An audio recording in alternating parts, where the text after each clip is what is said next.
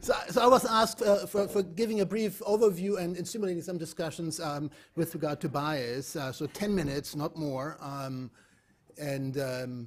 This is a slide that comes out to your ears, but I'm presenting this anyways, that if in comparative effectiveness research, we really want to focus on the effectiveness, if we want to know how things work in routine care, if we really focus on that, that is one of the explanations why observational research has some appeal, because once you start experimenting, informing patients, consenting patients, patients and providers are informed and might behave differently as they would behave in routine care. So if you bring this to the extreme in most narrow interpretation, you would think that secondary data are actually the best reflection of routine care, because the subjects that are studied, they don't even know that they are studied or will be studied.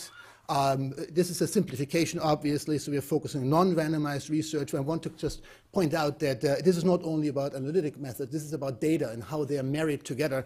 The fact that I've kind of downplayed the secondary data for baseline randomization is only because I think it's underutilized. It's not that I don't think there's value there, that we do have baseline randomizations, what some people call pragmatic randomized trials, collect outcome information and future time-varying information using secondary data.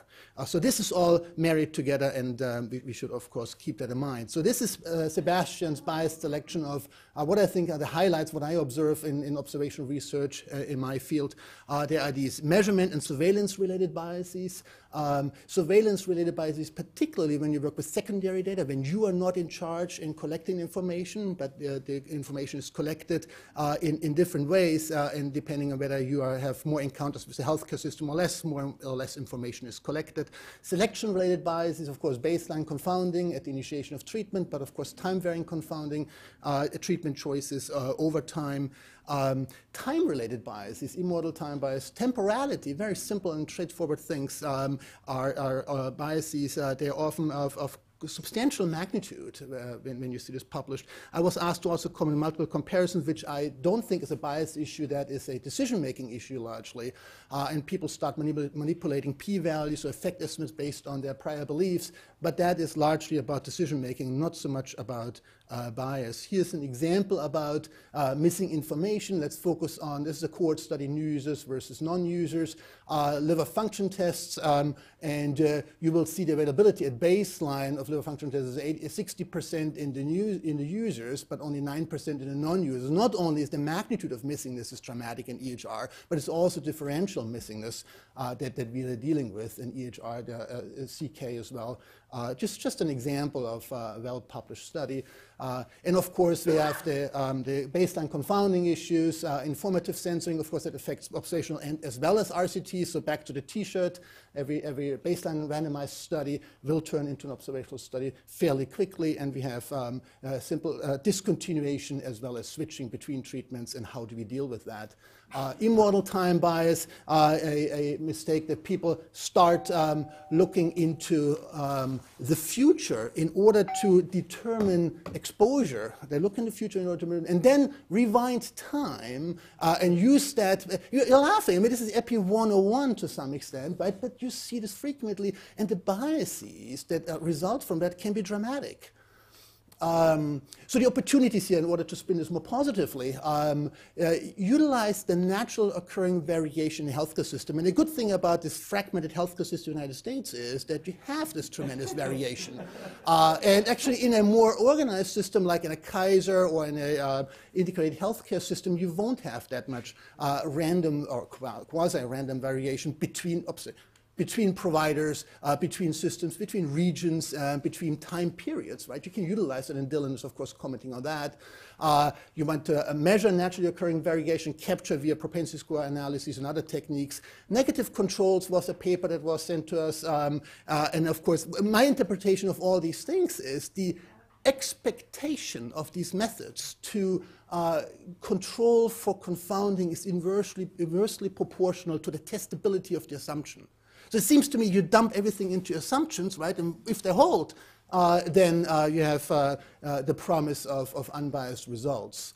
The censoring, Miguel's paper on as treated versus intention to treat analyses, starting out with RCTs, but then also moving that concept, first exposure carried forward to the in the observational space. The methods already spoken about by Jamie and Miguel, inverse probability of discontinuation weighting and all that stuff. Again, we cannot see these methods independent of the data sources. Data sources that I work with, secondary data, it's extremely hard to predict treatment changes. And if you can't predict treatment change, you have no way of modeling it. So, so we have to see these things together, cannot be divorced from each other. Transparency about choices, and Steve spoke about this. He really took most of my thunder in this point already. There's no single study design will satisfy the information needs for a particular decision maker or for a group of decision makers, even harder.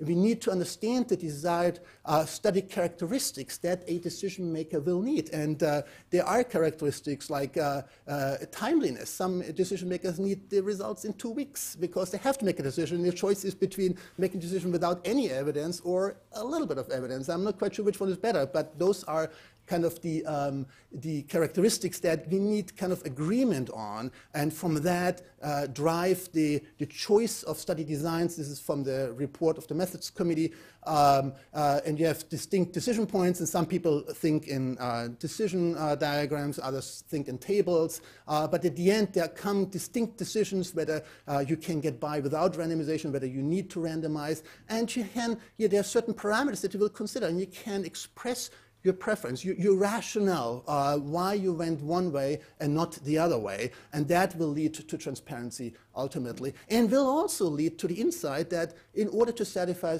the decision makers, you will have different choices. You will make different choices, and you will come up, you wander down different paths and come up with different design choices, analytic choices. So which leads to this idea of study portfolio, and I've heard this today already. We need multiple studies often to satisfy the decision makers, often with different data sources, primary, secondary.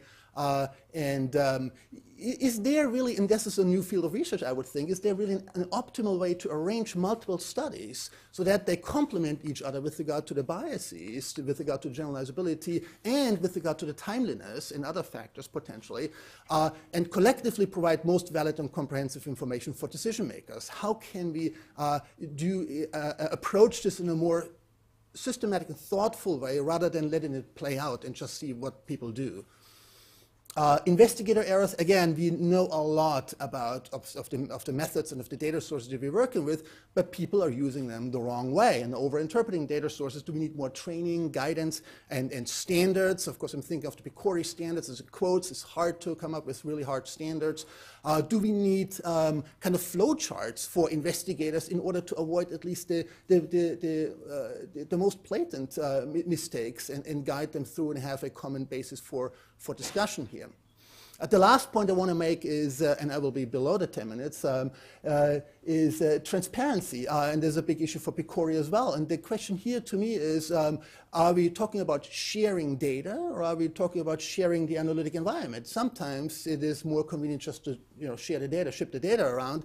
For some of these very large data sources, that's impractical. What you really want to do is you want to share and open up the analytic environment so that other folks can then utilize those data sources and reanalyze or analyze the data in different ways in order to answer their specific question that they need for their decision makers.